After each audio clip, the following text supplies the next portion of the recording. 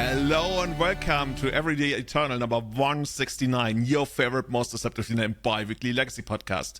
Today's show is brought to you by our brand new Patreon, Kurt Schulz. And if you want to support the running of the show directly, you can support us on patreon.com/everydayeternal. Guys, what actually happened here? What can I actually see out of you? Is this some kind of future technology? It's terrible. we got to see you dance. Kai pretend to sing. I think we're done. we actually had to flip Kai around first, right? Because we prepared a lot of things, and then as we came into the show, Kai was like, "Oh my god, I'm flipped, I'm mirrored. No, I'm not supposed to be in the mirror universe or something." No, this is something we're trying because this is a special episode. We're gonna get to it in a short moment. Bear with us. This is basically the first time we're trying something like this. This is not only a video podcast. This also has a twist to it that we will get to in a short moment, which is why we need to see each other, right? But most importantly, all of you will be able to see us. Our beautiful rooms, actually like super different styles I can see all over the place. Love that.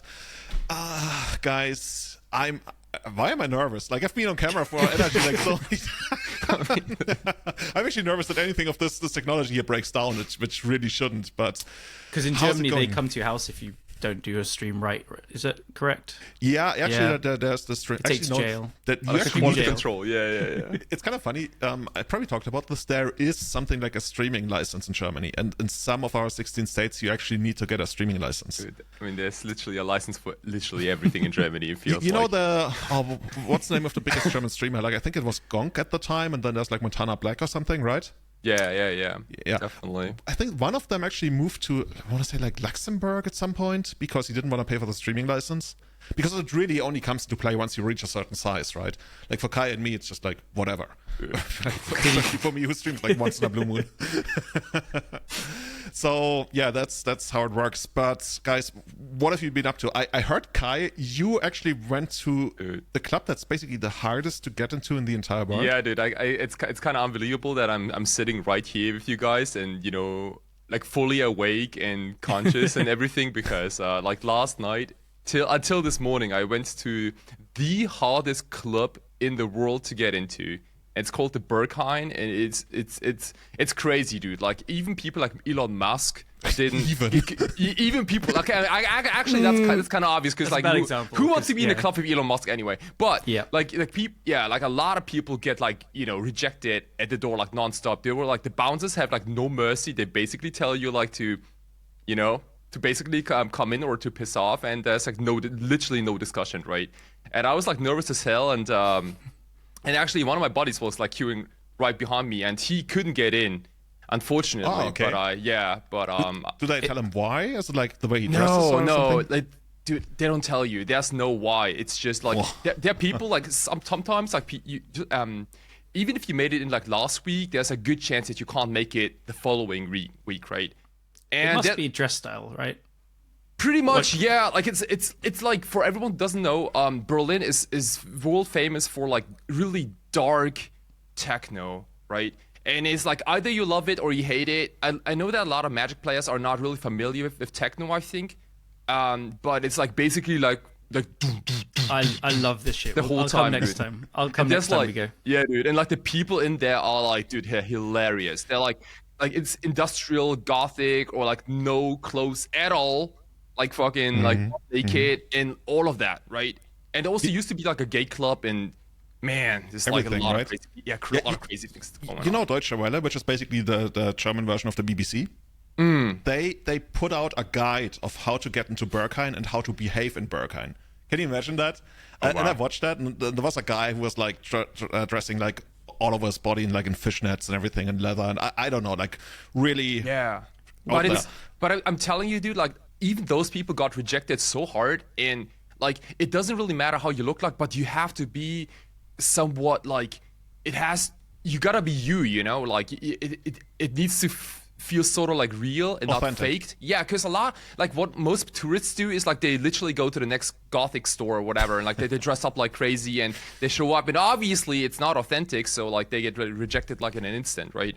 Can you imagine that? Like if you had that in Munich and like they were tourists, they buy like dirndl and lederhosen and they try to get into like the gothic club in Germany, in Munich, and then they wear all like those fake dirndls that you can tell. Yeah. Anyway, so you partied there until the early morning? Yeah, dude. And on my way back, I brewed a little bit of a new legacy deck, you know. Of course, as you do. As you should, you know. On your way back, you have like the best ideas about like a shitty deck concept, and it's funny you say that. We have a place really similar in London called Slimelight. They're not as strict as Bergheim, but they like don't let anyone with like normal trousers, like normal clothes on. It's all metal and goth and stuff only, and it like when they hundreds of times over the years. And sometimes at 6 a.m., 7 a.m., you're just there, you're like, you know what, that'd be a really good combo together. Yeah, dude. And you just, man. Yeah, dude. And speaking of combo decks, we actually killed off a combo deck today in Legacy. Kind of unexpected. Everybody was talking about like Grief and Bowmaster and everything. And I almost forgot that Wizards, and we even talked about that on the podcast, right? Wizards mentioned that they want to fix Mind Goblin, whatever, Sticker Goblin, whatever you want to call it, rest in peace, because apparently their solution to fix it was to just like kill it off entirely with its entire species, right? So they banned everything from Legacy that creates stickers or uses stickers or creates attractions, which apparently now all of a sudden this is the biggest ban day in Legacy history because 40 cards have been banned. Yeah. Yeah, I think we shouldn't look at it as in like the Goblin deck got banned. We should be looking at it as like they saw that they shouldn't have put these cards in the format at the beginning, and they couldn't find an elegant solution. And like, remember, we tried to talk about it and like how to find an elegant solution, and it wasn't. Like, it's hard. Maybe there is something out there, but it was really, really hard. No one could really think of a good one, it seemed like. And this is, I'm happy with it. Again, not because of the Goblins deck and not because of any of the cards themselves, but it's them admitting mistake and them saying, look, we shouldn't have put these cards into these formats. We didn't expect this to happen. We didn't think any of them were playable. We're not going to do it again. They specifically said we're not going to be trying this anytime soon. So I think it's a pretty nice raising of a hand, being like, we messed up. Sorry, guys. Yeah. So, and even the Goblin players, right? Like, what are they gonna do? They're gonna switch to Seeding Song now, and it's all gonna be fine. You know, same card.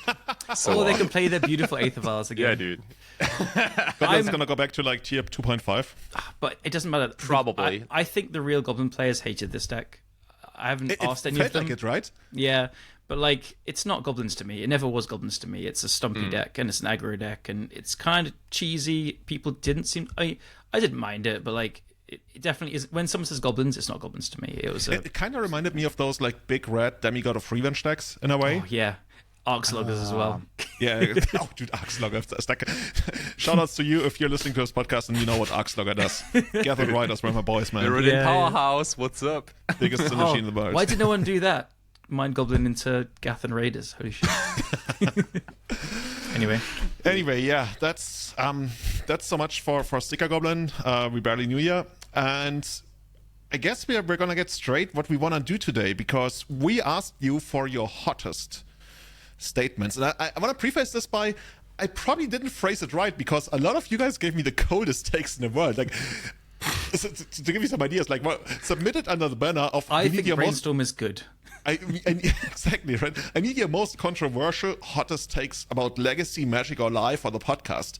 And I want to say, like, one of the very first ones was, Legacy is the most welcoming community in all of Magic. And I was like, oh, this is too hot. We don't touch that. And somebody else, and I'm glad they said Magic changed my life for the better. I'm like, I don't know if I can agree with that. Actually, now that I think about it, maybe it was meant for us to answer that and not for that single person. But yeah, give us the negativity. Give us the hate. No, but we ended up, I want to say we got something like 100 something responses. Like over crazy? Twitter. Dude, thank you so much to everyone. Discord. Holy smokes, that's insane. Yeah, and you know what was the best part about it?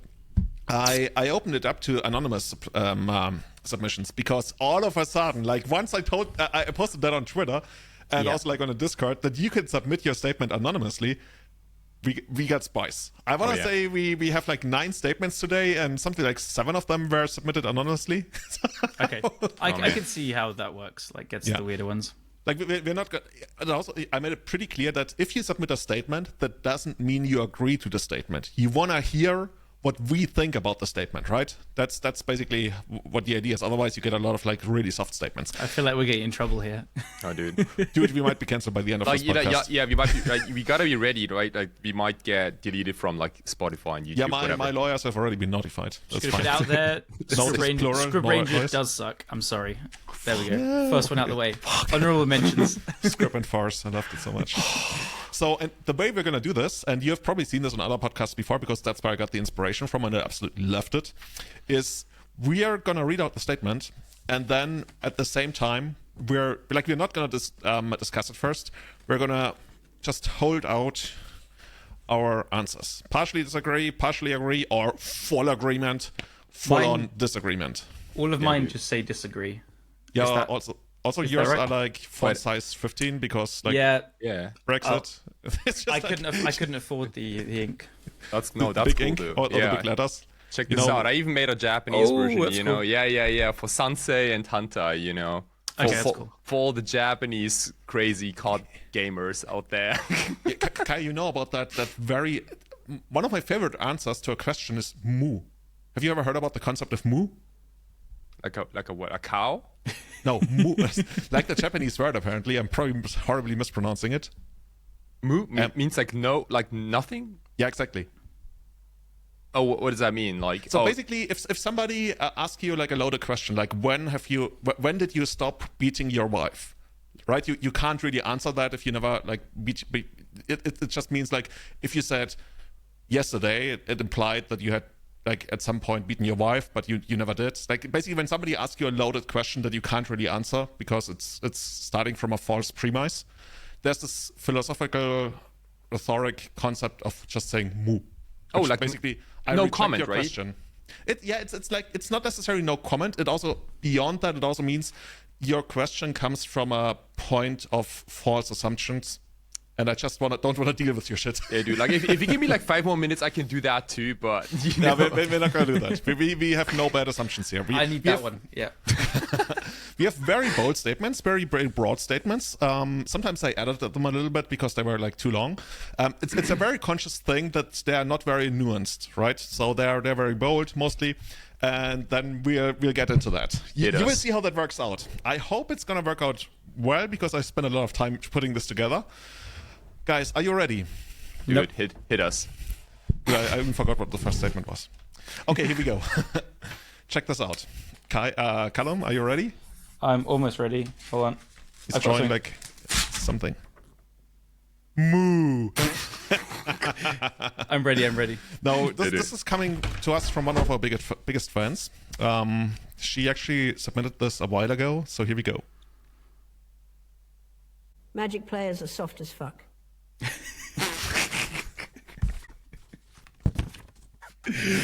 wait, you're supposed to do Oh, sorry. Okay. 3, 2, 1. In full agreement, apparently. Yeah, dude. Yeah. And if you don't like us saying that, you're kind of proving the point. I'm sorry. It was literally like all agree within like 1 or 2 seconds, right? Just like, yeah. They should all go to Berghain first, I think this is my I need to get a bigger agree based on that question. Yeah. Can we increase his font size for that? Yeah.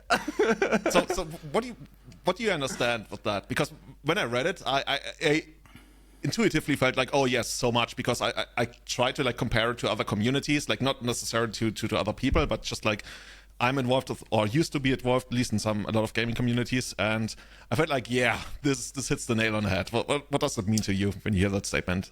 The first thing that came to my head is the whole, are you meant to handshake after a game, like loser, winner or not, and everyone getting so upset about like, oh my god, they offered the handshake after they won the match. I'm just like, get the fuck over yourself, man. Yeah, dude. And just seeing all this Twitter drama about these things and stuff, like I'm just talking about that kind of stuff where it's like there seems to be drama about things that just don't matter and like no one cares about and stuff. So yeah. Totally. Yeah, they were supposed to like spit on each other, after the match, right? That's what like isn't what you do in Berlin? Like the Tekken fight game things, yeah, like... isn't that how we met? Kinda, yeah. But yeah, I think like Magic the Gathering, like especially on social media, is like so different to like Magic in real life, I think. Right? Like you know why that is? I can tell you why that is. But finish first. No. Like I think like on Twitter, there's like like a bunch of hot takes here and there, and like people say things on social media they wouldn't in real life, maybe in tournaments. Oh, is that so? I think it's actually the other way around. No, I agree with Kai, but I think it's the opposite way than that's usually construed. As in, like, online you get people saying stuff like, I'll beat you up, that you wouldn't usually say. But I think Magic players are kind of the opposite. They'll say things that are tamer online, and then they wouldn't say in real life because it's so embarrassing. I mean, you know what it is? Yeah. I feel like that's our European perspective. Because I feel like it is rougher in Europe, in the grand scheme of things compared to the one big comparison we have is to the US, and that's basically where I'm getting at. That's like social media discourse, not only in Magic but generally in the Western world, is heavily dominated by like, I want to say like US rules of engagement, where like if you say anything that could be considered disrespecting, it's just like amplified by 100, and it's like insanely disrespecting. Whereas a lot of other people like in Europe, it would be more like, oh, whatever. And I feel like that's just like the American influence, and that's like why people can freak out over stuff that, at least for me in paper, would be like nothing. But maybe that's also because I feel like very, I don't know, sure in myself. Like I want to say, like, especially in Magic, I have a lot of self-confidence, and if somebody like disrespected me or like implied I was a bad player or anything, I just like point to these trophies, right, and be like, dude, talk to the hand. Hey, I do it all the time. And so. I mean, yeah, we do it. Like, we literally do it all the time. So yeah, see? And then, every other week. Then, of course, there's like Magic Online chat, which is like a whole different animal. I think, depending on the time zone where you live. I think. I gotta say, like, when I played a lot of Magic Online in Japan, like the time zones were kind of comfortable for not getting a lot of shit on those. That's another good example, though, for the topic at hand. Is like, whenever I get salt, I find it hilarious and love it. Yeah. I just bring it on. And then you see people always like, this is why you hide chat. I'm like, no, but it's super tame and ridiculous. Like, who cares? Yeah. So I guess we're very much in agreement on that one. Cool. I just wonder, like, I'd love to hear an American perspective on that, especially one from somebody who like used to play in the US or Canada, and then moved to Europe and has played here for quite a while and also played like big tournaments and all these places. Whether there's actually a difference, because the few times I've played in the US, I can't really tell you an actual difference in like paper gameplay. But I feel like there's very much a difference in the way I speak to Americans online compared to like I speak to like people. I guess part of it is that a lot of European players I also know like personally and know better, and I feel like that they feel more confident in saying what they think towards me, because we have like this mutual understanding. Like with you guys, for example, right? I can disrespect you pretty well to a certain degree, and we all know that we love each other and everything is all fine. I mean, that's why we're on the same podcast. Yeah, very much so.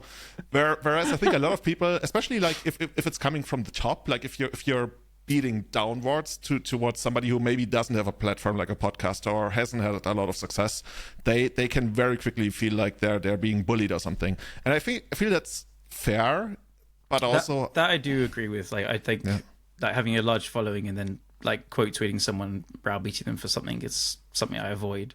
Like, that's different, I think. But yeah, remember Aaron Forsyth did that to that one guy, I believe, and then basically he deleted his Twitter for like 2 months, and actually I tried to steal it. like after a couple of weeks, I tried to sign up with the same name, and I was like, what happens if I do that? I was curious. Like I had no intention of like actually stealing it and impersonating him. I was just like that the tiny grey hat hacker idea is just like, I want to see what happens. I mean, another example is like there was a Pro Tour, and I think there was a comment on the Pro Tour, a modern one, where someone said like, why is it always Tron players? And then on Twitter they went crazy about it. That's another example of like, you could have used this opportunity to just have a funny joke. Tron players has been a thing forever. I don't know. Another example. Yeah, that's kind of funny to me, right? Because I would never think about that actually. Like, I don't know, I'd almost feel like I'd wear it as a badge of honor, right? If I go around beating a lot of people with Tron, then let them complain all they want. Like the skill is to take the deck in the first place, if it's actually broken. If it's not, then you're just a clown. But like, it's also part of the agreement, right? Like, you pick up Tron knowing that you're gonna get a lot of shit on. It's the same with Sneak and Show. Like who's gonna pick up Sneak and Show in Legacy and it's gonna say, okay, like now people are gonna, say respect me. They finally respect me and my playing skills. Finally, because like if you have like JPA taped on your forehead, then maybe. But as long as you don't have that tape, then you probably go 2-3 in all your leagues. So, just saying. Cool. So, very much in agreement on the first statement. Are you guys ready for the second one? Let's go, baby. Maybe. Oh, okay. Here we go. Julian is one step away from becoming the every other month paper player who wants things banned to make his pet deck better. Okay, you decided? I don't know. I haven't decided because do I vote with my heart or my head? Dude. You vote with your hands, actually. Okay. I got it. I got it. Okay. 3, Okay. 2, 1. What? Oh wow. You Oh guys wow. disagree? Yeah, I you're kind of too, partially agree. That's you're too insane. much of a spike. You're way too much of a spike. Yeah. Am I still? Yeah. Right. So like at first, the first thing that popped in my hand was like, yeah, we basically ban everything until like Vendilion Click and Noble Hierarch is good again, right? No, you got I mean that was literally the first thing I thought. So like I started with like a yes in mind, but then I figured that people have known you for like so many different archetypes. I think over the years, like elves and like painter and like rock Maverick. delver. I think that, Miracles, Omnitel, Omnishow. That's what I know you for. oh yeah, saying like in Legacy, Grix I played control. every major archetype to a certain degree, except for except for goblins. But yeah, I mean that's a long time ago. Like this person, this was an anonymous submission. This person is talking about me slowly turning into that, and I certainly see that's actually why I voted partially agree, because I certainly feel like I'm playing a little less this year, and so I'm becoming that play paper like or even like challenges once in a month or something, and then complain about like I did in the last episode, right? When I get scammed so hard in the Rosenheim tournament, where I felt like, how is this even a thing? Can we just like go and play normal Legacy again? So I kind of saw myself in there. I almost But- partially disagree. It's closer. Like my heart wanted to say agree and call you a casual, but I don't know. I think you're just taking like a little slump, and that's fine. And you're just like not, you're busy with other things. You're doing Exactly. new That's job That's and not stuff. if you play that much. I think Right. yeah. But I think as soon as you like get the fire back at some point, then you'll just be back to normal again. You know why I didn't go fully agree? Because I feel I don't really have a pet deck right now. Yeah. No, it's I a big kind thing. of want to play Rock Diver, and I think Rock Diver is actually pretty good right now, and that's the deck that has always like drawn me in when I wasn't sure what to play, especially when it was good. That's like a perfect situation. So yeah, we will see. We will see. I got a lot of plans over the summer. Go to Rhodes, go to Impact Returns, where we're going to see each other, and yeah, we will see. Maybe Miracle Maybe Modern you could- Horizons 3 is just going to turn You everything could on be its a head. sneak and show player. Yeah, I mean that's Sneak and always Show an player. option. Yeah, that's always option D. So There was in 2011. I had played a lot of lands, like a lot of lands, and Murfolk before, and then I finished university and I moved back to another town. I was like, what am I actually gonna play? And then for almost an entire year, I borrowed mostly Omnitype, sometimes also just like Sneak Show from a guy, and played that at every tournament. And after that year, I was like, okay, Julian, like this. Your life has to like you have to find a different path. This What is is like this not how thing it's gonna end. dribbling out of my ears? It's just Okay. sorry. We're just assaulting everyone today. I'm just going to insult Sneak and Show yeah, players. It's fine. From my painter heart, because you beat me every time I'm allowed. I'm just happy that you still see the fire in me. That's great. Yeah, look, if you do this for another year, we'll see. We will see. Okay, so let's move on to the third statement. I love that one. Deck specialist culture is cringe. I'm so ready. oh shit, I didn't get that. Can you play again? Here we go. Deck specialist culture is cringe.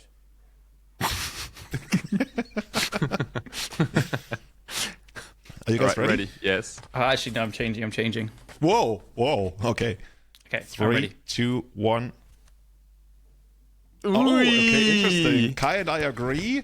Callum only partially agrees. Partially agree. I had agree first. I think where we're all agreeing is when people put too much emotion into being a deck specialist. I am the X person, and that's where it gets overboard. And as soon as you say you don't think a deck is good, they take it personally. And that's what I think is really cringe about it. And I think that's what we're probably all talking about.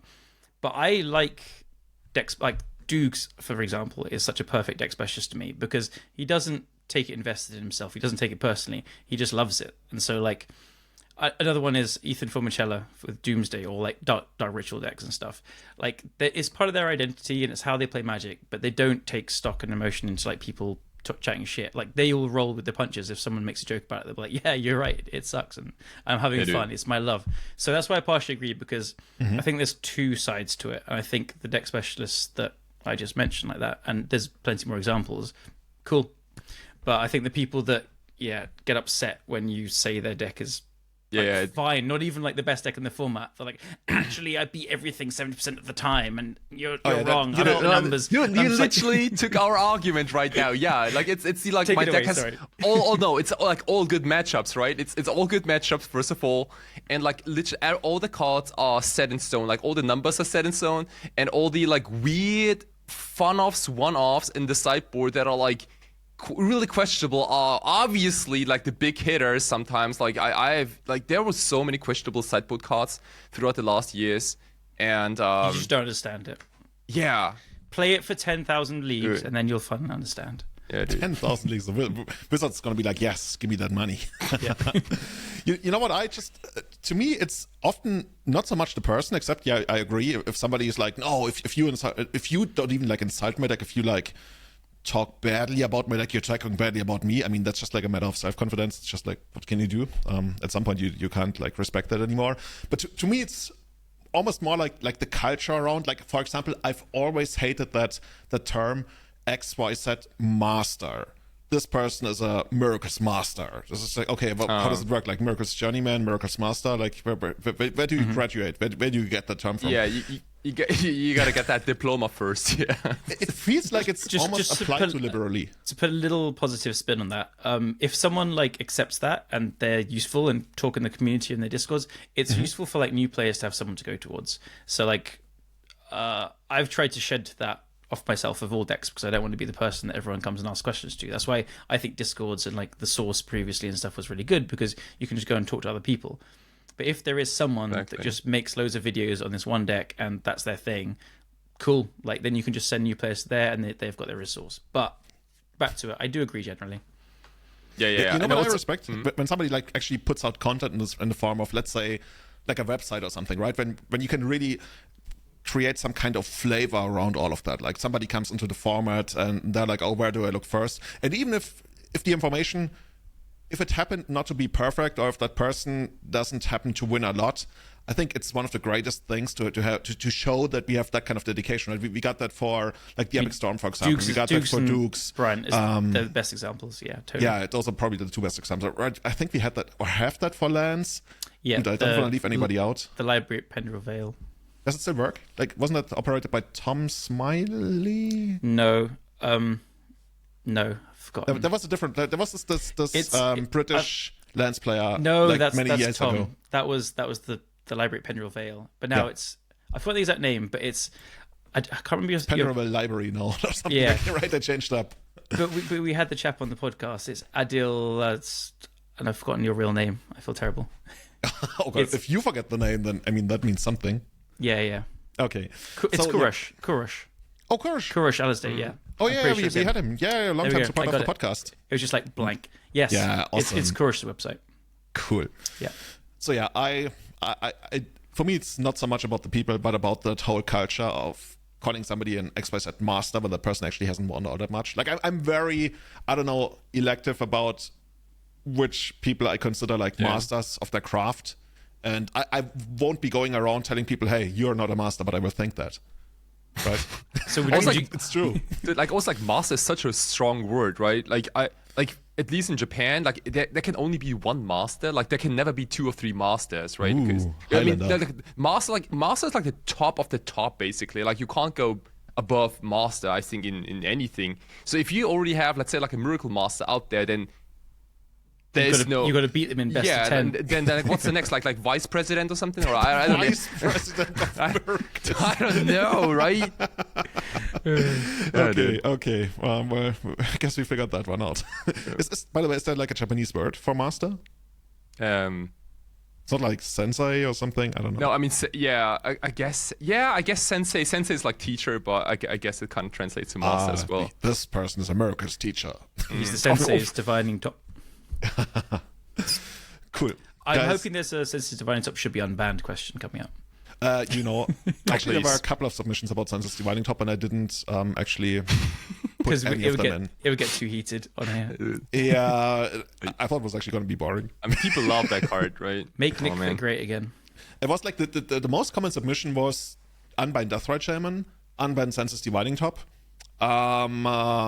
Fuck yes. And Fuck then, yes. I want to say it's like 25% of submissions were just like, this deck is stupid, this player is stupid, this gameplay pattern is stupid, and I don't think that's like very hot or No, exactly right. I didn't really put any of those like unban discussions in No one Just likes like, we can do grief, that in any it's other podcast. Yeah. We basically, the idea was I wanted questions or statements that made us feel a little bit uncomfortable answering, right? Just Right. to actually position ourselves. And the next one is interesting. P.S. Let's go for that. We love grief. We love grief? Okay. No, we don't. Here it comes. You have cheated in a sanctioned Magic event. Ooh. This is a tricky one. Holy smokes, dude. Like, this is gonna be like a secret scene, right? Is it? Hopefully. Oh, I've got mine ready. Wait, let me Kai's think. struggling Oh here. my goodness, dude. This. Oh my goodness, dude. This I is. tell you, if any of you guys do like a partially, like this is either a yes or no. Okay, all right, I got it. Oh my goodness, dude. Okay. Okay. 3, 2, 1. Whoa! Really? The only one to Callum. disagree is Callum. Yeah, He's the the white dove of peace. The You're question such is, an- no. The question was, I've never cheated in Magic, so I disagree with it. No, you have cheated in a sanctioned Magic event. So we all agree. What the fuck? Okay, Dude, we are all let's quit the liars, podcast. dude. No. Wait, say the question again. I haven't cheated. Okay, here we go. You have cheated in a sanctioned Magic event.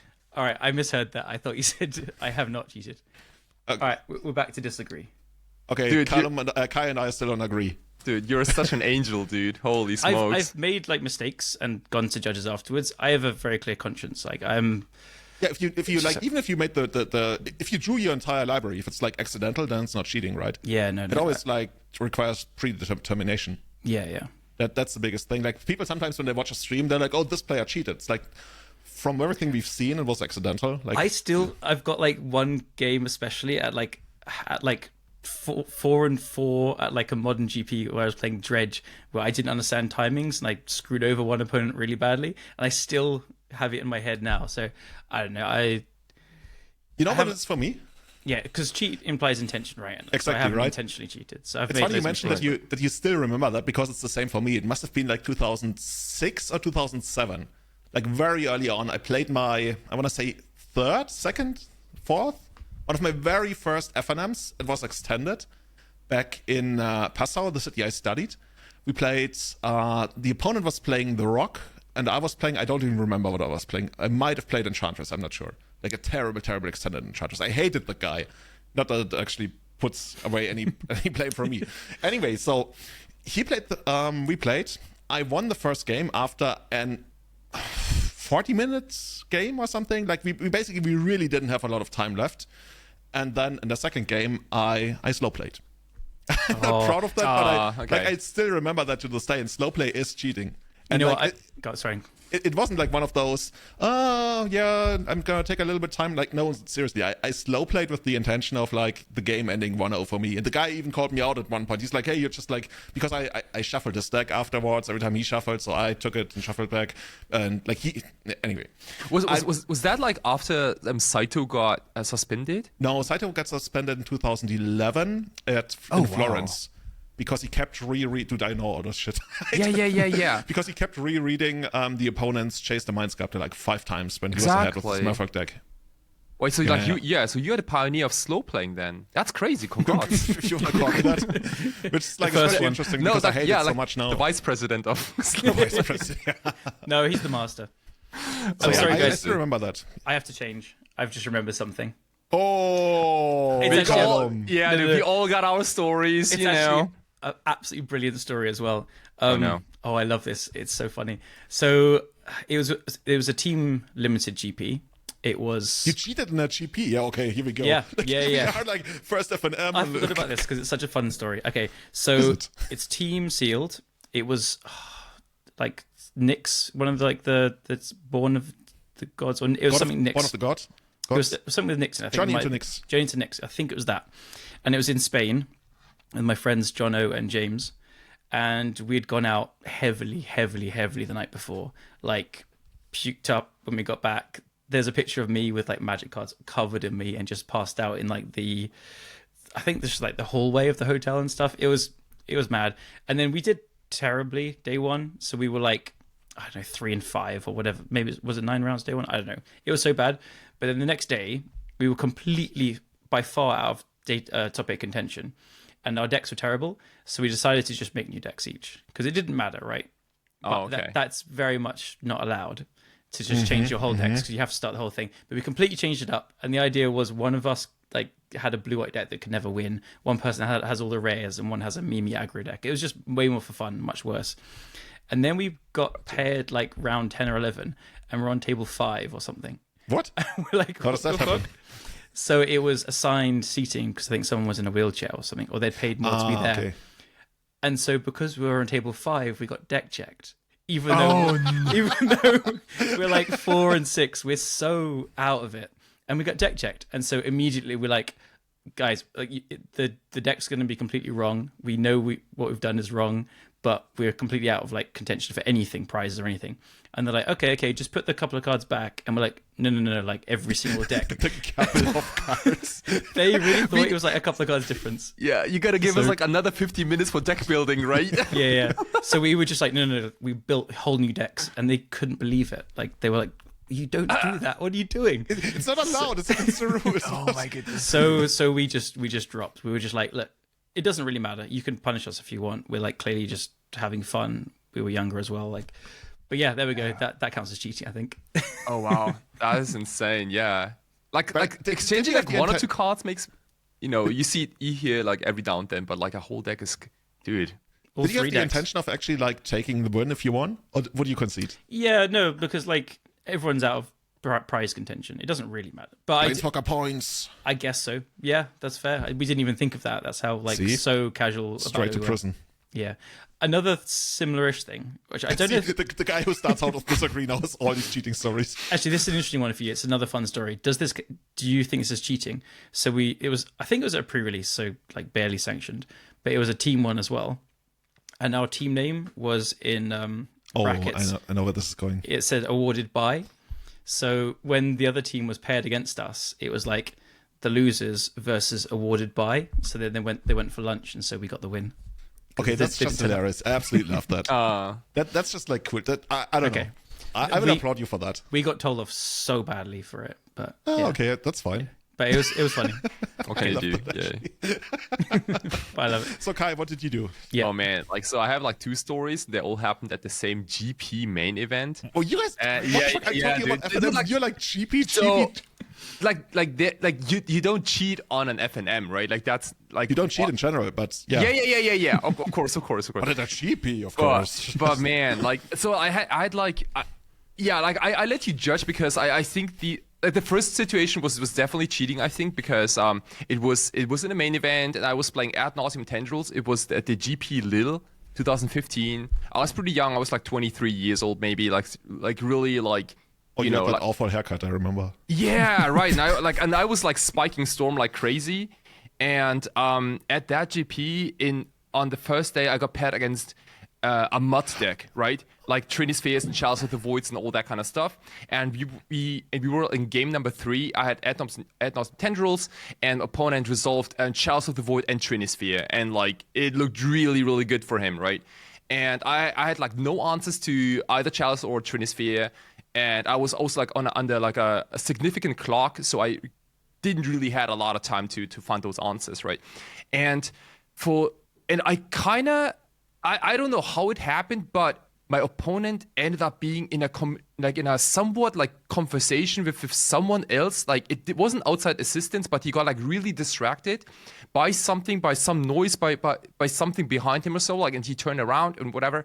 And then I stole all of his cards, dude. And I used that, I used that moment to basically like literally resolve my spells. And he kind of gave me the nods that but he was really not focused on the game like at all. And I kind of resolved all my dark rituals in Inferno Tutor's LEDs through Trinisphere and Chalice of the Void, you know. And he kind of gave me like a slight nod, and then you can't even like Trinisphere check. Like that's definitely cheating. Yeah, of course, right? Dude, I literally did like a whole Pass in Flames loop, like 10 plus spells, right? And when I put the tendrils on the stack, he already scooped, but before I'm signing the match slip, like he was like, oh. What about the Trinisphere and the Chalice, you know? And that's why you call a judge and everything gets basically rewinded. Yeah. Well, actually, at that point, you probably can't rewind it and you take the win, but yeah. It was awful. I hated myself for doing this. But the thing is, okay, here's the thing. If you believe that you can play through a Trinisphere because you're stupid and you think it's a trigger, then it's not cheating. But if you're fully aware of that this is physically not possible, then it's cheating. Of course, yeah. So I knew it's not a trigger. It's pretty simple actually. Okay. And yeah, man. Like, so that was the first thing, and that second thing was. I can't believe that's the second it was thing. I felt so bad about my story I was gonna tell about slow playing of an FNM and kind. Okay. No, dude. Like, yeah. But again, like, I really disliked myself at that particular event because like the deck story was at the same event, but it was on day 2, and I totally don't deserve day 2. At all, like to start with, right? But I was in day 2, and I played against a blue, some blue decks, right? Or it was like elves with Flusterstorms or something like that. Anyway, so I ended up casting my storm spells, and I put tendrils on the stack, and I basically I played tendrils and said tendrils of agony. An opponent like he couldn't show me his Flusterstorm like like fast enough, right? And then we had an argument of so there are no storm triggers yet. There are no storm copies. So like all the copies target the first one, right? Like, and we had, and I made this discussion like so uncomfortable for like everyone at the table, and it was like so not worth it and completely unnecessary. But yeah, man, I don't know. And these are like stories. I almost never tell these stories because they're so bad. I don't know if I'd even call that one cheating. It's just incredibly scummy. Yeah, dude. It like yeah. Like I kind of put them in like the same category because I mean, basically that's the kind of you're situation that gets you're a fucking dickhead, dude. Like yeah. That's the kind of situation that gets resolved as soon as you just call a judge, and then the judge will just like rule it correctly, and then you get your Flusterstorm off the way you want it to. Exactly. Right. And like because both the player will not consciously like not wait for the storm triggers to go on the stack. Obviously, right? Like, yeah, that's like so unintuitive. Okay, you were like a prick back then. Seriously. Yeah. But you admitting to it now means you've grown up like a little bit. Thank you. No. So like some people change sometimes. Like I learned from my mistake. I think like these kind of episodes. They are more common than you might think, I think so. Because like there are so many also YouTube videos out there like who show Magic players like who got caught on camera cheating, right? And that's like another level. Like I don't have the balls. Or even back then, I was gonna say, don't go there. Oh, I cheat, but I don't cheat on camera. What? Yeah. that's what it sounded like. Yeah. But ever since then, like as a general reminder for everyone, like really please double check everything that's going on the table, right? Even your opponent's stuff, especially your opponent's stuff. Especially if they're playing Storm. They're scummy. Yeah, dude. Dude, I seriously like during the entire day, I thought I was gonna go into this. You guys are gonna go both on disagree, and I'm gonna be like the scummy one. And now I feel like, dude. What am I? It's like the most uncomfortable episode ever. I used to cheat like hell. That's the entire idea behind it, right? But like, I also not sanctioned. I used to cheat like hell with my friends like when we were 10, first learning. I had a mono black deck with about 120 cards, like 8 Hand of Deaths or whatever, and the only win con was a Nightmare. So I just shuffled the Nightmare into my opening hand every single game, every single time. Like, am I the only one who never cheated in Kitchen Table? Oh, like we played so much back in school, and no, seriously, I never did. But the fun thing is, like, it's a 6-drop, so I'd not cast it till then. That's actually terrible, yeah. And then like another time, I had like a big mono green deck, and I just traded for a Crush of Worms, and it was the coolest fucking thing in the world. Oh, that kind of amazing. And I would put it in my opening hand every time because I wanted to draw it. And then it's a fucking 9-drop, and you just want to sit there and look at it. All right. So cool. Yeah. There we go. Okay. So can we please go to the next question, please? Okay, the next question is a softball question. Thank you. Coming to us from somebody who had been in the news lately again. Here we go. The legacy format has no identity. Play modern.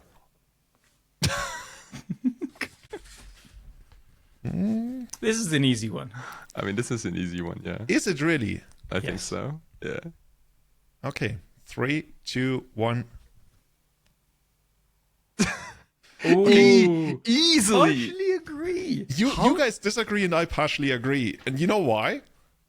Because so the way I understood this question is, if you're a new player coming, not necessarily a new player, but you're a player at the crossroads of, do I become a modern player or do I become a legacy player? I think it used to be very well defined for legacy. You go into legacy, you can play this format forever, and your deck needs to adapt and change like every other year a little bit, maybe. And also your format understanding will be like very, very good. And you can take like extended breaks and come back and still do very well with a little bit of work. And I think that was Legacy's identity. And I think that one it's been eroded for like I think that's gone for a long time. Yeah, that's gone for a while. But I don't think that was the whole identity at all. I never did think that. So like when people say that, I think it's part of it. For me, Legacy is Force of Will, Wasteland, Brainstorm, and Dual Lands, and like Dark Ritual. Okay. Yeah. Like, I know we're just talking about cards now, but I still think Legacy is wildly different. Like Force of Will is like a huge part of the format, obviously. And for me, that's part of the identity, and Dual Lands are also part of the identity. I know that they have shock lands, but like kind of when you're a newer player, the mystique of Dual Lands and stuff is incredibly cool. Yeah, and I think the decks, I don't know, obviously I'm massively biased, but I think the Legacy decks are just like, they kind of look cooler, the whole vibe of it. So I think the format has this amazing identity still of, again, Wasteland, Force of Will, Ancient Tomb, like Dark Ritual. Yeah. I think it's based on those cards. Yeah, dude. Like Legacy is like a brand at this point, right? Like it always has been, and there will always be dual lands and like those like iconic cards you just mentioned.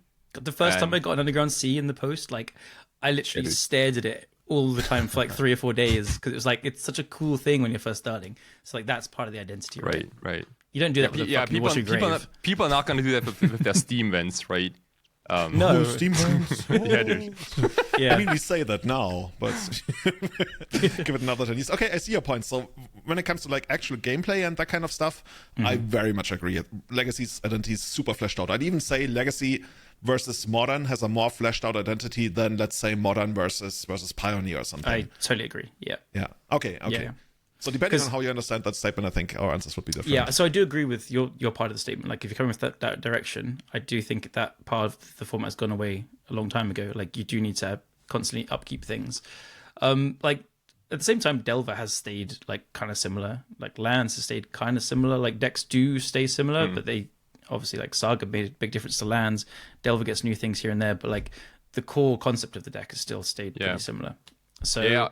Some decks are just power crept out. So I think there's still a lot of truth to what you said, Julian, but it's not completely true. Mm-hmm. Yeah. Also like Legacy, because of Force of Will, like you can't. Obviously, there's always the best deck in Legacy, right? But you can't really break the format to a point where it's completely unplayable because of Force of Will, you know, and Wasteland and so on. But in Modern, you don't have these bloody cards. Tried. Breach was a different animal, I guess, but like, like Modern, right. Like, dude, Modern players have such a hard time in fighting like the S tier deck, right? If there is an S tier deck, the answers are just not good enough, right? There's only Force Negation, subtlety is, you know, just subtlety, and the removal is good, but there are certain things you can't answer that well, especially lands, right? Like what's the best out there? Like Black Blood Moon is probably the best card in Modern right now. Or like the new what's it called, Winter Moon maybe in a couple of weeks. But I think as long as the answers are powerful, then the identity is gonna stay. You know, whereas like in Modern, the Modern format, like the one with like the Heliod combo deck or like Birthing Pot decks, and like they looked so different, complete different in comparison to what's happening right now.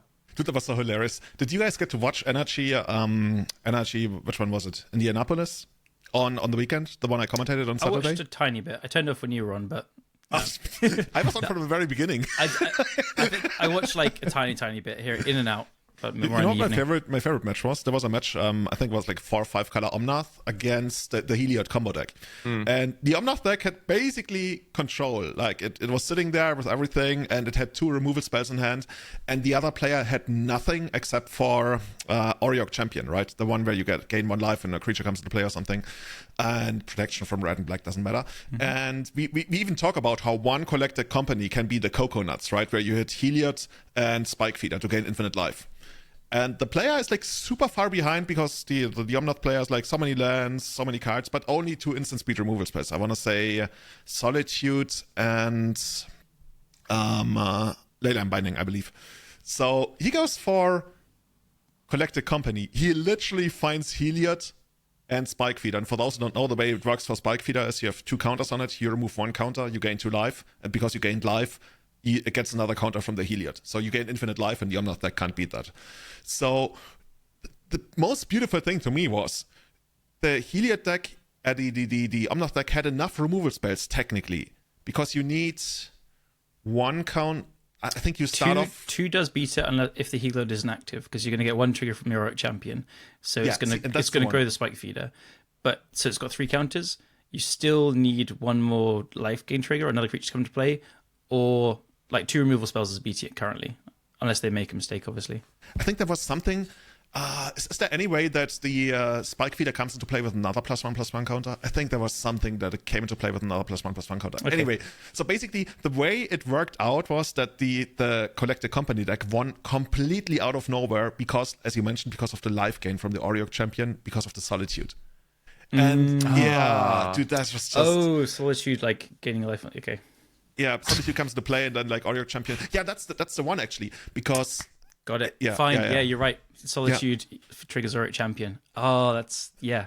That was hilarious. You know what? Even when I was like quickly trying to work it out, I was like, I probably would have fallen into it as well. Yeah. So did we as the commentators. I think the chat actually... Dude, you have no idea how much chat helps you out as a commentator. In Modern, at least sometimes. For Legacy, it's more like you have to correct chat. Chat is very smart. Modern, I'm gonna go on record. Chat is very smart. You gotta listen to the right people. Chat, like usually the ones who have like green text. Those are the good ones. You know, you can select your color, right? Yeah. All right. Green has been called. All right. I look out for the green ones. Yeah. Okay. So what I was getting at was that as Kai mentioned, Modern still doesn't have the greatest set of answers at times. And the only way to make it up for is like if you have like insane card advantage. I mean, Leyline Binding and Solitude are quite good answers as far as answers go. Like that's true. But Oriok Champion, you can't beat that one. Yeah, Oriok Champion is pretty good. Right. We actually later figured out there was actually a different way that the Omnath player could have actually won, but that's getting way too far. We're like way off topic. Tried. Oh yeah, well, something about like targeting. Heliod. I think you target the Oriok Champion. Yeah, that's the one. You target the Oriok Champion as the collected company is on the stack. Yeah, that's the only way out. And like the foresight to see that is just wild. Exactly right. That's just too crazy. Like you target that and they get like 2 tireless trackers, and you're just like, what the fuck did I just do? So I don't know. It's a little gamble. Cool. The next question is actually going to be a spicy one. Are you guys ready for a spicy question? So let's go. ready. Let's go for the spice. Okay. You are the best Legacy player on the podcast. Ooh.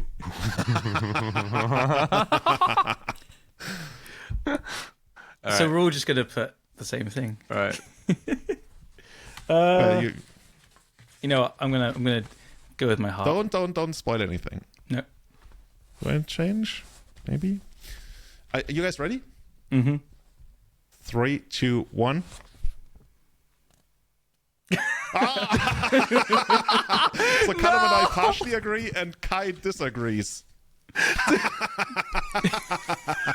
Dude, I got an abysmal matchup percentage against you guys in particular, especially Callum. Holy smokes! It's like below 0% or something. Yeah, it is unbelievable. Like the next 5 games in advance, right? Yeah.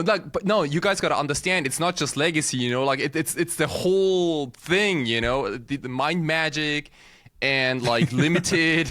Like you sit down across from Callum and you already feel like, dude, I can't even win. Like, I don't know, Mensch, ärgere dich nicht against them. Seriously, even I'll probably even lose an arm wrestling against you. Actually, we gotta try that. But yeah. Holy smokes! Even pre-modern, like, oh my goodness, like you got smoked. you had the chance to play like pre-modern once in the mountains in Italy, and You won one game. gosh, You won Oh, one gosh. game. Yeah. Okay, I go first. Yeah. At some point in my life, I would have put agree, not partially agree. And the reason I put partially agree is because I don't think I'm the best legacy player on the podcast right now. But for me, the best means the person who has like achieved the most.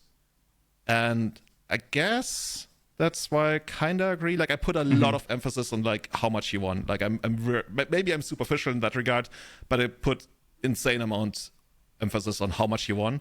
And that's why I kind of agree, but I also would say I'm probably the third best legacy player on the podcast right now. So it's depends on how you want to like I mean, phrase it. these are two different questions, though, right? Like, you know, Yeah, but if you only compare like the three of us, or like our lifetime achievements in like GPs and Pro Tours and whatnot. No, it's just but on the podcast. That's what the question said. Exactly. Right. Yeah. Right. Oh my goodness, abysmal. To answer like the both is like you two have way more accolades than me. It's completely like not even close to undeniable. I've got like an Eternal Weekend top 8, and then I've played lots of Magic Online basically.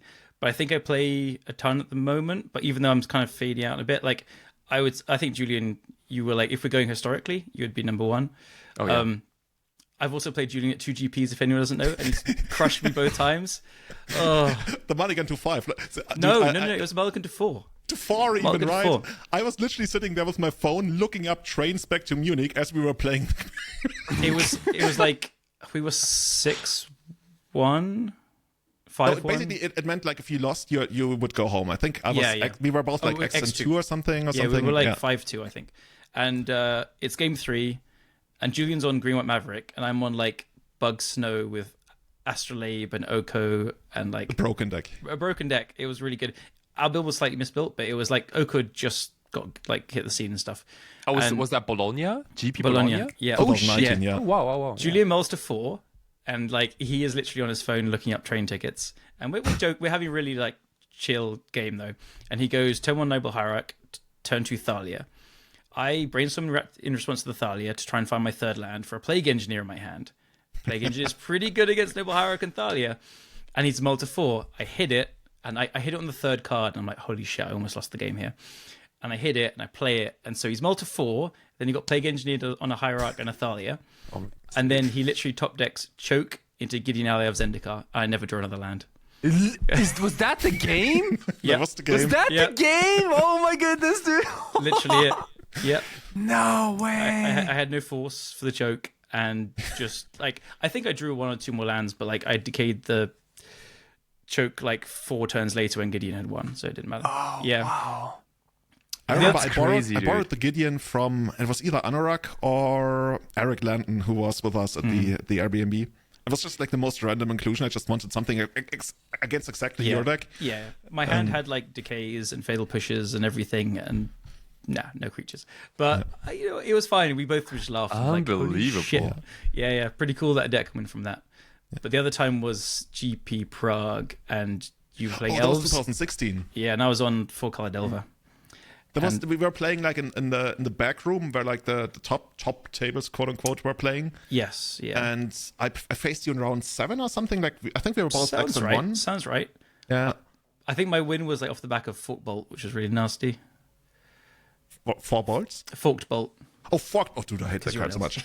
Yeah. But yeah, I think I didn't know what you played after the first game, right? Or something like that, right? I probably played like Deathright Shaman and Tarmogoyf and some. Could have been anything. Yeah, it could have been anything. It was like 4-color Delver stuff. But yeah, anyway, back to the thing. Julian, I think, would be number 1, and like Kai has way more accomplishments than me. But yeah, I play and like I'm engaged in the game a lot at the moment, so I think that's why I could go with all 3 of us to put a really wishy-washy answer. But yeah, the thing is that the cool thing is I would have put either one of us at number 1 at different times. So it would have never been one of those like, oh, clearly defined forever. Because I think when Kai was like destroying everybody with Doomsday, right? Or when you were in it with Storm. Except Painter. Okay, that's the one. I had so much, like for example when we were playing European Legacy Masters, right? The first time where we were like basically seeded and you made top 8. I almost felt like you're sure he's gonna top 8. Like what else is he gonna do? Like, and I still have so much trust in you just like crushing everybody with Doomsday, because I believe, and I mean, that's just like my perspective. I have the certain way about the certain perspective of how you should play Magic. And I very much see that also like in the way you play Doomsday. Like, you're not scared, right? You analyze the situation. You're like, it's not getting better if I just wait, because a lot of people are like, if I just like wait 3 more turns, maybe I'm gonna draw the one, I don't know, abrupt decay I need, but yeah, Right. in the meantime, the opponent's gonna completely annihilate you. Yeah. Like, and you got that, right? You have that how do you say that chutzpah, right? That the one where you just like, you have the balls. yeah. And I Even like to that. even to a point where you can really screw up your deck list, and still get there. Yeah. This- You know, Okay. like we all have a lot of like dedication and passion for our decks, but sometimes there are times when in addition, we also run hot, right? Oh, And that it- helps, I guess. This question Yeah. just turned into too many compliments. Yeah. But generally, we all suck. So cool. We do some stupid things. God. I think we put that one to the poll and some kind of. Ooh, I want to see the poll. Oh no. Yeah, maybe we do that at the end of the year again. I think we did it for 2021, but we didn't do it for 2022 or 3. Any Yes. excuse to make fun of any of us. I'm Otherwise, down. just let us know on Twitter, let us know on Discord, or send us letters to our letterbox that we have somewhere. Okay, guys. Oh my god. Okay, here's the next. The next one is actually cringe, but I kind of wanted to include it. Are you ready? No, not go. for cringe. Let's go. Let's Okay, go. it's cringy. I actually need to find Got it. like goosebumps. Yeah. Looks like I actually didn't upload it. How did I not? Oh dear. Oh, let's Number go 8, to the number next 9. question then. That's great. That's even better. Next challenger. You know what? I'm actually going to upload it from here. Oh my You god. guys have a nice conversation as I do this. Yeah, Who'd- I don't know. Kai, who do you think is the worst player of us three? Historically. Historically? No, or like now as well. So the same question. Who, if you have to choose one of us three, who's the worst? Look, like, if I only take the matches like we've played against each other, then there's like a huge gap between you guys and me. But I gotta tell you, like, there are definitely a couple of events where I You've ran got a hot. GP top 8. Yeah, sure. But but you guys were not in those events, right? That's kind of cheating, I only It would have been so much I harder only if we show had up in played events those. where you guys are not around, And I see. Okay, by the way, I found our next statement. That's number 7 of 9. Shit. Legacy players, folks, they've got the biggest brains, tremendous brains, much bigger than those EDH players. Believe me, it's true. Legacy is for winners, the best brains in Magic. what the hell was that? It depends on how you want to interpret that, but we first go with our answers, At least I it's guess. not open to Yeah, dude. interpretation. Yeah, cool. How big is my brain? Are you guys ready? Yeah, dude. Yep. 3, 2, 1. Tremendous answer. Oh, look at us splitting again. Really? Callum and I partially disagree, and Kai agrees that legacy players have the biggest brains. Oh yeah, in comparison to Commander players, that's what Trump said, right? Yeah? Dude, like, do you know what Commander players do? Okay. They literally shut off their brain, like, That's before true. they shuffle the deck. They literally That's a don't, requirement, dude, right? They don't think. Yeah. It's all like vibes, man. I've played EDH with Kai. I can confirm. It's, dude, you don't go for the cool. You don't even count mana. You tap all your lands. You go like, I guess I have like around 9-10 mana. It's all about like feelings, And I guess I'm gonna play this and this and this, and then hopefully the mana works out somehow. Dude, I want to see And- you like commentate an EDH tournament or something. Oh, dude, it's impossible because you can't even read their minds, man. Because there's nothing to read. It is impossible. We just lost a lot of patrons who love Commander. Yeah. Or maybe I'm- they actually no. agree with you. I am saying this, dude. I love Commander. That's the thing, right? I just had a Commander session like a couple of days ago with my friends, and we had like the best time. However, no one was thinking like at all, man. It's all like politics, and you play your ridiculous spells. Like I've seen like one of my guys, he played a board wipe, and there was literally only mana dorks on the field, right? I was like, what the hell are you doing, And he was like, yeah, I got nothing else to do. I was like, oh, that's cool. See, I used to do that in Legacy with Brainstorm. I got nothing else to do. Well, right? that I get, because if you have nothing going on, then you better cast brainstorm to find something, right? But in Command, there's no brainstorm. Like, they literally, like, if they draw a spell, they literally play. It doesn't matter if there's a legal target on the battlefield. It doesn't matter. Reminds me of the guy I played against in Legacy who literally counted every single spell I played. And when I played like a morph, I covered it up. And what does it do? And he's like, I don't know. I just want to counter. It's like, oh, okay. That's fair. It's fair. Fuck those elves. Okay. So I was actually thinking on a meta level. I think we're answering different questions. I think me and Julian are answering one part of the question, and Kai's answering the other one. Oh shit. So I was like thinking about two different things. Like the first one, that's just like a meta level that we can't really talk about. Is like, are they smarter because they play EDH and have more fun? But I'm not even sure if that's actually the case, because I see so much, like, there's no format that produces more drama than EDH. Like, remember when people were talking about, wait, you can lie in EDH in Magic? When did that happen? It's like, we have a lot of things to tell to you now. No, but I was actually thinking that the biggest brain players are actually vintage players. And that's why I partially disagreed with Legacy being the biggest brain players. But if it's only Legacy versus EDH, then I see. Yeah, here, dude, agree so much. Yeah. Like, Legacy versus EDH for sure. My disagreeing is the whole like Legacy player is a big brain, and it's a complicated format, but I think the other formats are like very hard as well. I don't think Vintage is harder than Legacy either. I think they're all like uniquely different and stuff. And you know, we find Legacy a bit easier because we've spent half our lives playing it. It feels like, but like, I don't know, when I played a Pioneer League a couple of days ago, and it's like I lost games because I don't know what I'm doing. Like, fine. Actually, it's a bit simpler. But like when I watch Modern, I find Modern really, really hard because on one hand, as we were saying before, like, you know, the answers are worse than the threats often, or whatever. Sometimes you don't have the right things, but you're trying to make scrappy games when the answers don't line up very well and stuff.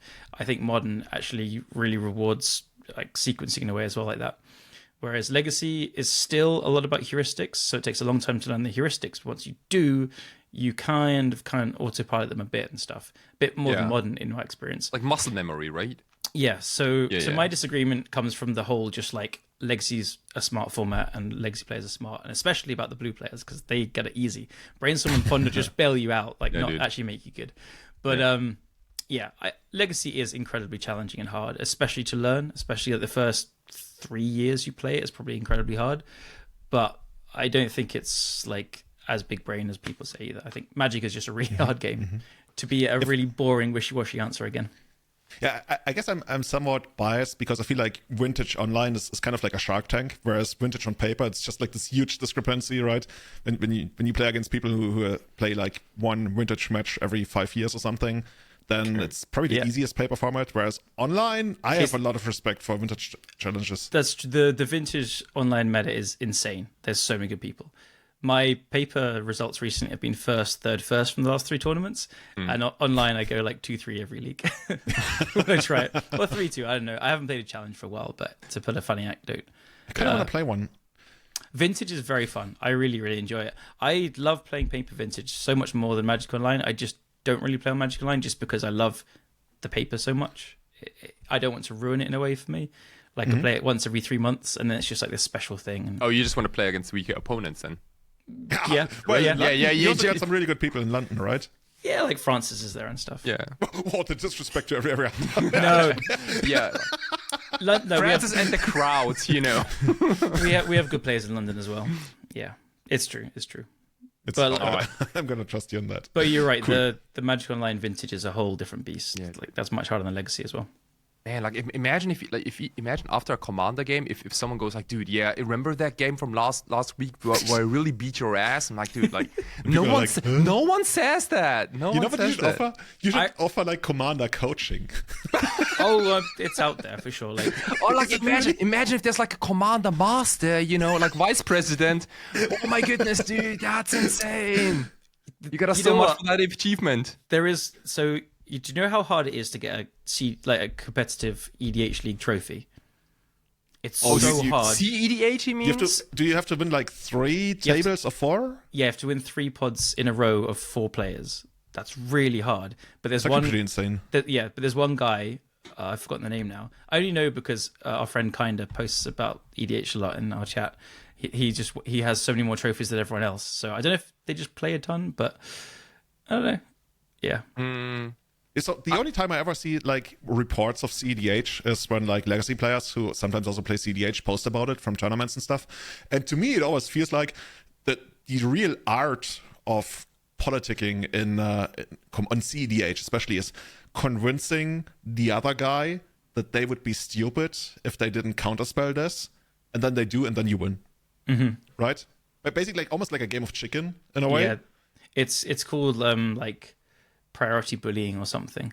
Yeah, exactly, right? Oh, that's so stupid. That's the stupidest thing you could ever imagine. It's kind of funny. Like, I have this theory that, like, at some point, EDH will kind of, like, vanish. Nah, not vanish, but the communities will become very hard to get into because there's so much drama and so much hate, and people don't want to, like, put up with it, especially because they play EDH in the first place, right? That's why you don't want that. So... I think... All right. I think this is a case of, like, loud minority more than anything. I think that there's a silent majority that just like play this kitchen table Magic, like Kai was describing. Brains off. It's a board game. It's not Magic in a way that we think about it, and they just play at home and they're happy. I see that. It's just I have a friend who like went to a couple of EDH play groups in Munich over the last year or two, and they always told me that in these random playgroups that come together at like public spaces, there's often just like one person who loves to be the big fish in the small pond. Right? You know what I mean? Yeah, and yeah. they're like, yeah, my deck is not very good, and then they kill you like on turn 4 or something. I mean, that's just bad communication in general, right? Like isn't it like don't they do like this rule 0 thing anyways? Kai, can we talk about what happened in Italy? Oh, dude, it was so fucking hilarious, dude. Like, so we met up with a bunch of like legacy guys in Italy for skiing, and prior to the trip, like we were talking about commander decks, right, to bring to that trip, and basically like we agreed on like not a lot of fast mana, right? You could do wonky stuff, but not a lot of fast mana. And then I show the chat the video, like the 90-second video I took from my deck, and literally starts with so like there's actually a lot of fast mana in my deck. It's like, literally a third fast mana. It's like 30% fast mana. He's like his Dual Lotus, his Mana Crypt, his Solar Ring, his Grim Monolith, bubbling muck in your like no fast mana deck. That's the Black High-Tide, right? Yeah. And so we were just like, okay, I've got like a talisman and a signet. Yeah, Kai apparently is that big fish, small pond guy. Yeah, So we all rounds, ganged up on him, and he died first every game. So yeah, as he should. He should. I mean that's the thing, right? Like there's something in Commander that doesn't exist anywhere else. Is that you make yourself the target thing, right? And obviously, if someone starts Mana Crypt into Rhystic Study or something on turn 1 or 2, then obviously everyone's gonna come at you. So I won the most games just because I did nothing for like 10 turns, and then everyone left me alone. Yeah, so you were like an NPC for the majority of the game, and then like at some point you do like ridiculous stuff, and like like the moment when we start asking questions about your deck, that's when it's already too late, because you've like trillion, I don't even know, like tokens on the battlefield, and you draw like a million cards. Callum Kai, has anybody like paid any attention to him? Callum is sitting there like he can't hold his cards. He's got like too many. Anyway. Okay. Big brains, not in EDH apparently. No. Dude, maybe I'm gonna clip your reaction to that, Kai. I love that. Oh yeah. EDH. That's gonna get Kai in trouble. That's great. Yeah, loving it, dude. That's I love you guys. I love Commander, but there's a lot of stupid people and a lot of stupid plays, including myself. So awesome. Let's move on to the penultimate statement. We got this one. Cool. It's a little bit deeper. You wish Magic was less socially awkward as a hobby? Ooh. Do you wish Magic was less socially awkward as a hobby? I'm struggling with this one. Oh wow, yeah. All right. Kai is still thinking. Yeah. I think I got one. 3, 2, 1. Okay, Ooh, Kai and I agree. We got almost all agrees. All right. And Callum partially agrees. To be fair, I gotta tell you, like, I don't even have a partially agree sign. I can't. I don't know why I'm saying this like now we are almost at the end, but Yeah. I literally don't have a partially agree sign, so I cannot partially agree on anything. Dude, I love it. No I love ifs, it. no You either buts. commit or you don't. Yeah. Are EDH players the stupidest motherfuckers in the world? What's your answer, Kai? Yeah. So yeah, But they're happy, so yeah, you know. it's kind of funny when I think about it. I never really worried about that much because for the longest of times I was so into it that there was almost nothing else in my life, which is like kind of weird, but basically that's how it worked. And then when it became a little less important, I was at a point where I literally don't care what people think about it. Like I have that thing where, I mean, you know when people say it's not awkward until you make it awkward, right?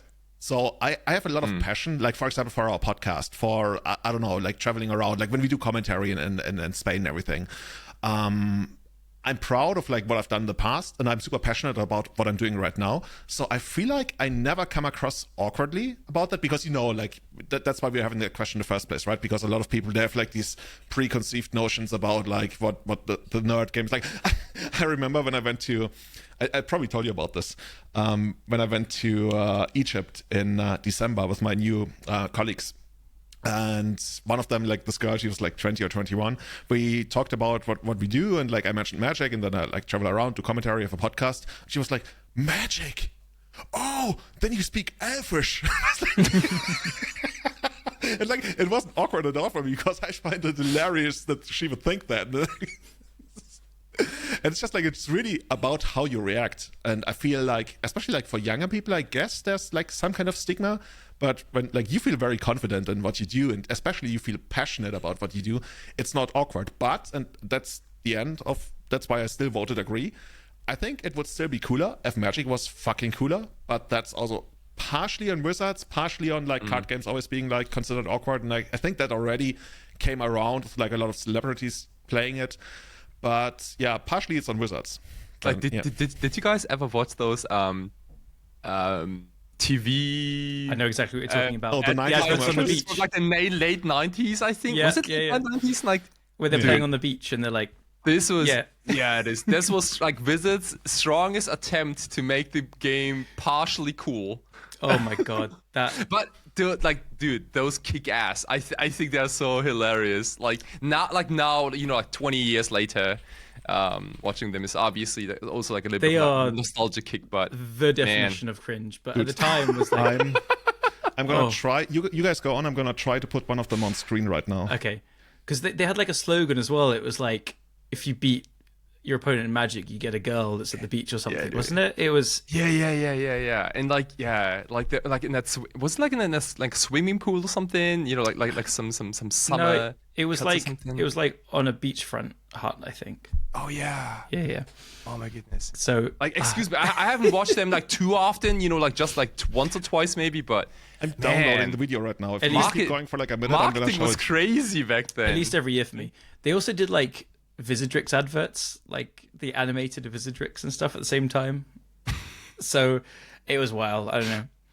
So yeah, that's a good example of the game needs to be less awkward. I don't know. So I put partially agree just because I don't think the game is that bad. I'm similar to Julian, where like I'll tell all my non-nerdy friends like what I do and stuff, and games have just gotten a lot less socially awkward in the Definitely. last 5-ish years. I don't know, like I tell so many friends that I play Warhammer now as well, and I was at the pub with like a bunch of metal friends just last week, and I was like, oh yeah, I'm playing this with Warhammer, and they were like, oh shit, I'm reading the Horus Heresy, and another one was like, oh my god, I've been meaning to get into it, and then within 2 minutes we'd split the whole group in half, and we'd got the Warhammer corner, and we were just talking about Warhammer and stuff.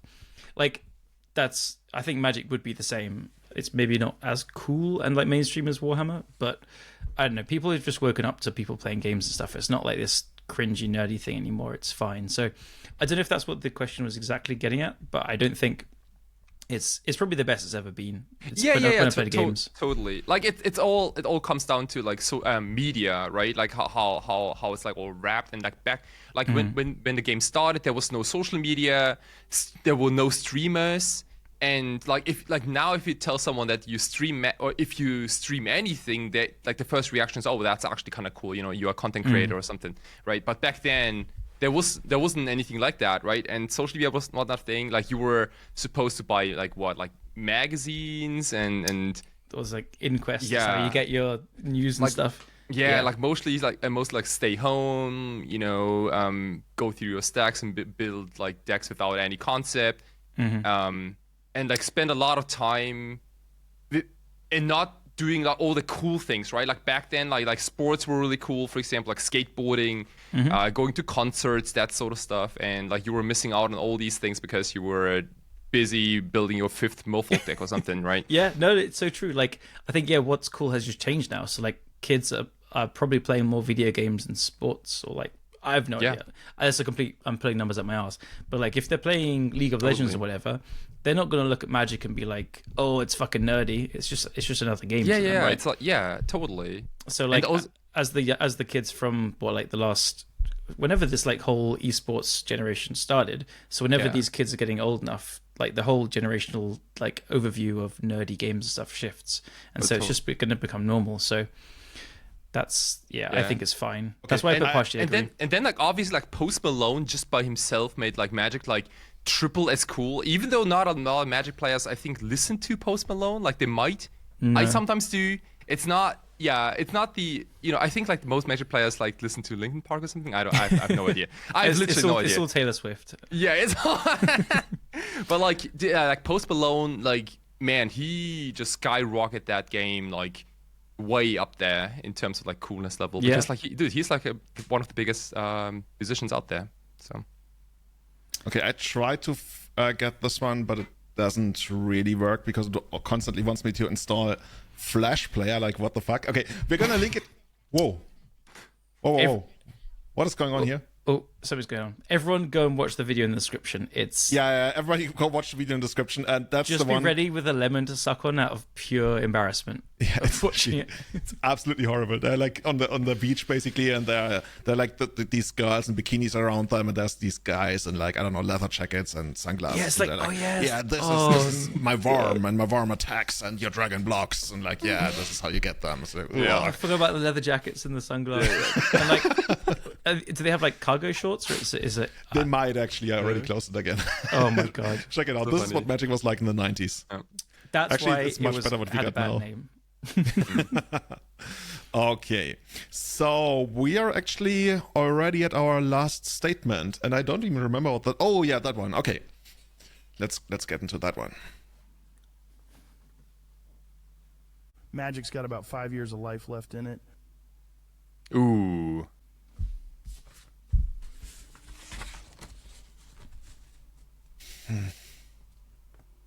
I actually don't know. Well, I've got my answer. Cool. Okay, everybody ready? Mm-hmm. Yeah. 3, 2, 1. Callum disagrees. I partially disagree, and Kai disagrees. had like a stroke. Disagrees in Japanese, yeah. Oh, you disagree in Japanese, okay. So we basically kind of disagree. The only one who's partially disagreeing is me. It's kind of funny, when I thought about this today, I was actually like kind of towards agreeing, because obviously it depends on what you mean by has life in it, right? Under no circumstances do I see Magic not being a thing anymore 5 years from now. But I can see it being in a state that we might not even properly recognize anymore, where it's basically been sucked dry and then reborn, or just like rotting away. Dude, I'm making this like really bad. Yeah, but I think I got you. You know, like there's like one thing that I've been worried about for a lot of years is that like at some point there are no keywords. There are no new. They are like we have literally used all the possible mechanics in the game. Is what I thought. You know, like that's why we just like recreate them, and like what's it called? Like we got Manifest, and now we got basically the same thing again, and then we got Kicker and Uber Kicker and what have you. This combos with Julian 2 weeks ago saying we're going to run out of set symbols. So we're going to run out of set symbols. We're going to run out of keywords. Exactly.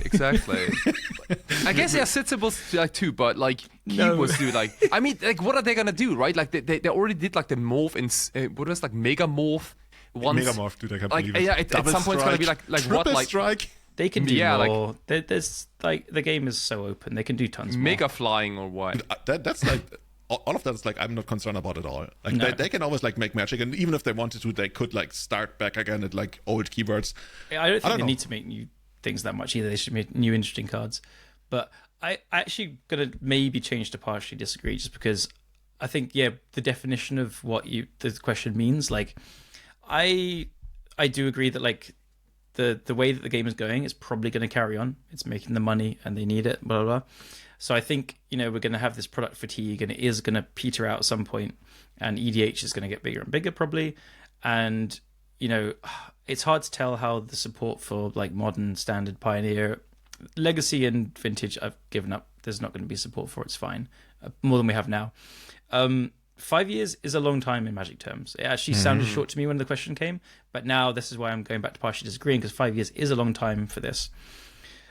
I think there'll be grassroots events, but like 5 years is also a long time for reserve list cards to get older as well, prices to go weirder.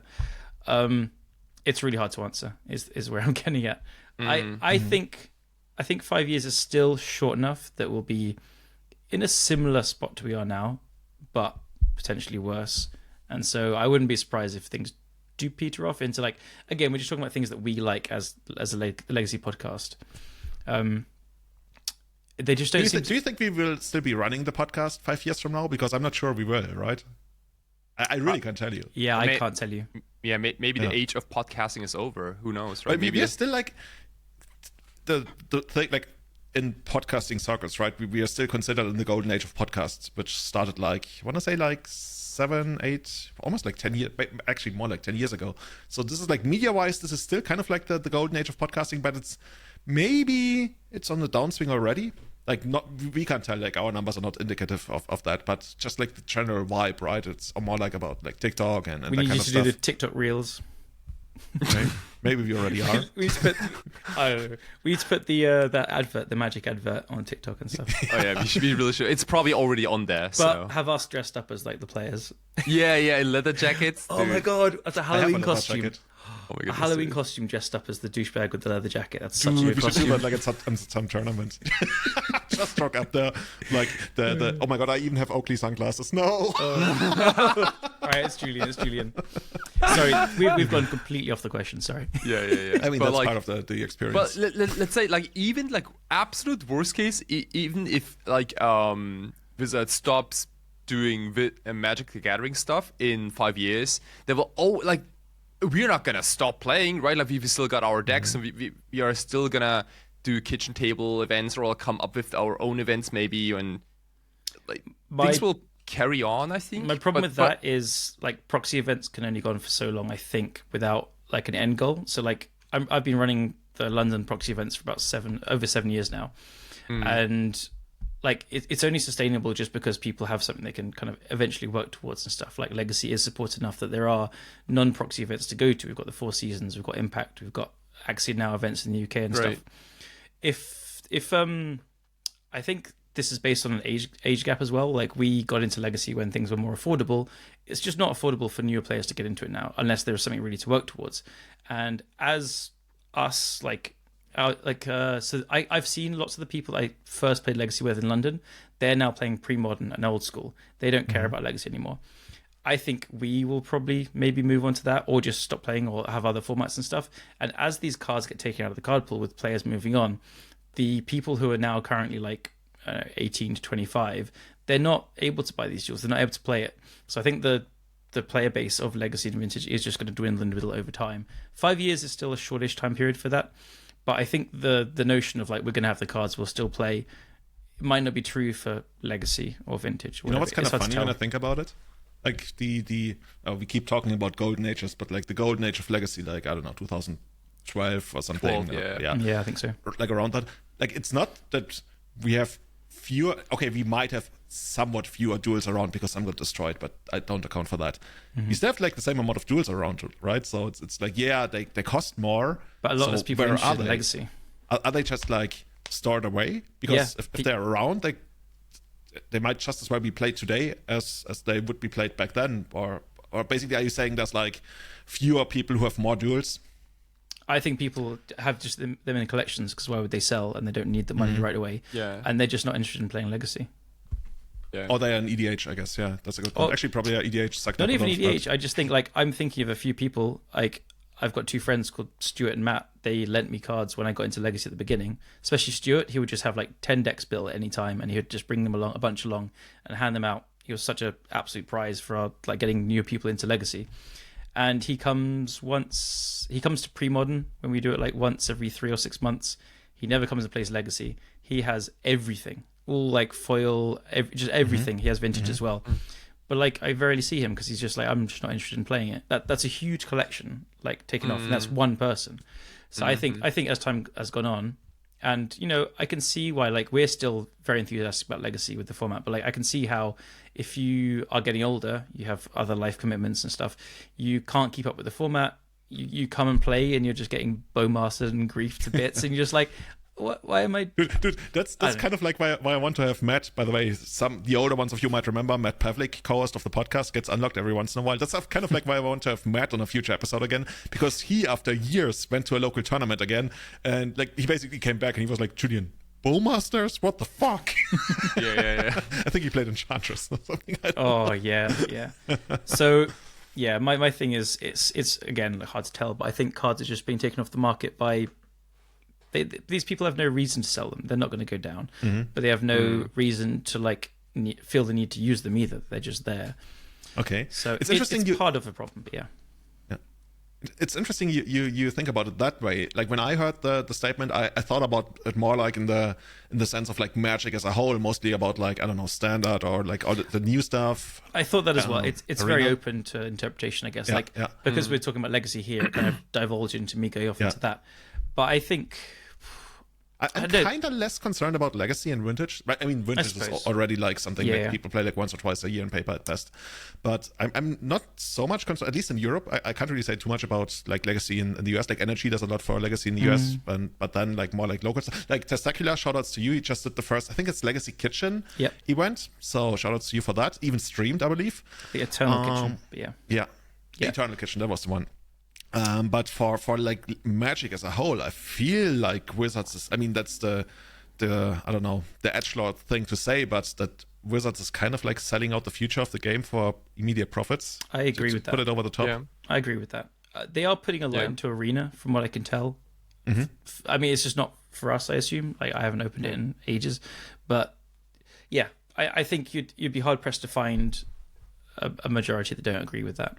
Yeah. So basically, to sum it up from my side, and maybe Kai, you can say what you think about it that way, but I believe that Magic in 5 years, Magic as a whole, will be maybe not necessarily unrecognizable, but it's gonna change more than most of us would believe right now. It's gonna be more different than I would believe it could change in 5 years. Yeah, it kind of like. I don't know, like they've been doing so many new things, right? Like the secret layers and like new borders, new mechanics that suck sometimes. Like speaking of like Mind Goblin, for example, and they will always keep doing this, right? Like my biggest hope is that that Magic Magic gets another hope. Like it doesn't get published by Hasbro, but by like by some other company, right? I've been thinking that in the back of my head for so long. Yeah, and like the only thing I want to happen is like to things to slow down a little bit. I think that's what a lot of people have been saying, is that like we all love Magic, we love Magic really, like and the colors and beauty and pimping and building decks and all that kind of stuff, but like things just happen a little bit too quickly right now, and social media is a fast thing, you know. Like there's like a couple of years ago no one said the term like the flavor of the day, but like now a single deck card choice, like they're all like flavor of the day, and then the next day it's like something completely different. For example, like, spoilers, like those kinds of things. Exactly, the decks are not that sustainable anymore. And you start to question attention, right? Like at some point, there's just, like, you have to Exactly. pay too much attention, and then it's all the same to you. That's how it feels like for me, and I'm still shocked. That's why I keep going back to set symbols, because for the longest of times I knew every single set symbol, and I could like put them in order and tell you everything about them. And then at some point, I can't even tell you at which point I stopped knowing all set symbols, and I don't know why I keep going back to that. But to me, that was just like, oh my god, this is the first step of losing touch. It might be like a kind of boomer thing, but for me, Very looking much. at things like Judgment and Urza Saga and Apocalypse are like so iconic. You could see it like from a mile away and you recognize it. And now I am a lot better than you at recognizing set symbols. I'll just say that straight up. But I still like, have to look every single one up, and they seem very uninspired to me. Like, yeah. Okay, guys. Let's change with it. Best. Okay, here's the one. Best set symbol ever. Ooh. I'm my between goodness. two. There are so many good ones. I'm between Tempest and Judgment. To me, it's Urza Saga. Saga's definitely a good one. Saga's good. Saga's insane. I'm Saga's saying, like, flavor-wise, very spot on. I'm Saga's saying, so oh unique. no, sorry, I forgot. Mirage is my favorite. Oh, Mirage is great, yeah. Yeah, Mirage is my favorite. a This is lot a of great old question. sets. It's much easier than all the other ones so far. Yeah, dude, if we're gonna do this again, then we're gonna have one like that. All right, we get a top three. I'm going to go Mirage, Judgment, Tempest. Tempest is really good. I love Tempest. I love Urza Saga. What else? You guys are struggling to think of some. I mean, I don't know why, No, but I'm I kind of feel partial towards Mirrodin. I kind of like Mirrodin. I don't know why. I'm also a big fan of the but Mirrored. It has to be Mirrored in, like not Darksteel and Fifth Dawn, especially not Fifth Dawn. Dawn is cool. I like that. Lorwyn. Really? Lorwyn. For me, it's Lorwyn. Oh my Oh, god, Lorwyn Lorwyn is is up there. Lorwyn is cute. Yeah. Yeah, I'm Lorwyn also is like great. I'm also personally it's one of the most like lamest sets maybe in Magic, but like Legion. Oh, no, Legions. Okay. Legions. Ooh, It yeah. has like that shield and like the two Yeah. spears. Yeah. Anyway. From newer ones, Will Wig for me. Worldwide? Oh, Yeah. yeah. From newer sets. It's newer sets. That's like 15 years ago at this point, right? Isn't it? New It border, is- I'm it is thinking. Yeah. Kind of like Worldwide was like 2009, I believe, 2008. It's like 15 years ago. 2007 maybe. Yeah, Lorwyn was 2007. That's why I learned to Unbelievable. draft. Learned to draft. Guys, Cool. I think Alright. we're gonna call it a day here, right? This That was a super fun Let's one. do it again. I'd love to do that one again. Guys, did you enjoy it? You have to vote. Oh yeah. Yeah. Did you have fun? This is the point where I want the partially disagree thing, you know? No, Oh, that'll disagree. be- Worst. Was the Alright. worst. Yeah. Did I even spell disagree right? Okay. For a second, I was like, okay, guys, we even have an outro. So maybe we're gonna run that one. Give me a second here.